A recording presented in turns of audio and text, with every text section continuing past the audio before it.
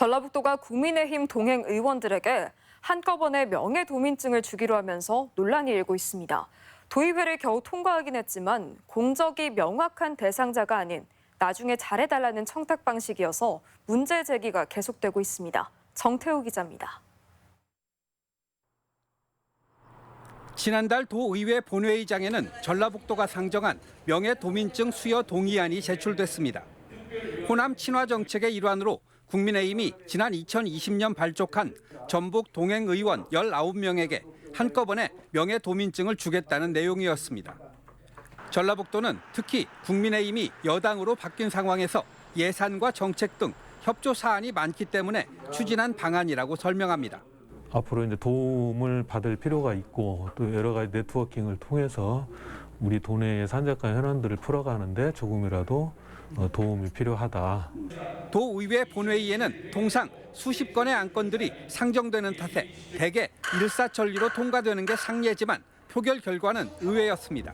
표결 결과를 말씀드리겠습니다. 재석 의원 38명 중 찬성 20명, 반대 12명, 기권 6명으로 가결되었음을 선포합니다. 사실상 찬성 의견 가운데 한 명만 기권이나 반대표를 던졌다면 부결될 수도 있었습니다. 지난 1996년 도입된 이후 30년 넘는 기간 동안 모두 290명에게만 수여된 명예도민증. 이 가운데 국회의원이 7명이 포함돼 있지만 모두 전라북도 발전에 기여한 명확한 사유가 있었습니다. 하지만 이번처럼 앞으로 잘해달라는 청탁 형식으로 수여된 사례는 없었다는 것이 도의원들 사이에서도 문제로 인식됐던 것입니다.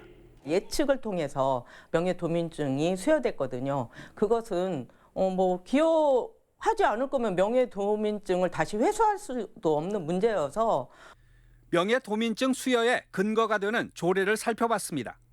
다른 대부분의 시도 조례는 시책 추진에 협력했거나 도정 발전에 기여한 공로를 인정해 수여한다고 돼 있습니다. 하지만 전라북도 조례는 기여할 것으로 기대되거나 도지사가 인정하면 줄 수 있도록 돼 있습니다. 공언하기도 전에 미리 주는 명예도민증. 자칫 공수표로 전락할 경우 그 위상 또한 추락할 수밖에 없습니다. MBC 뉴스 정태우입니다.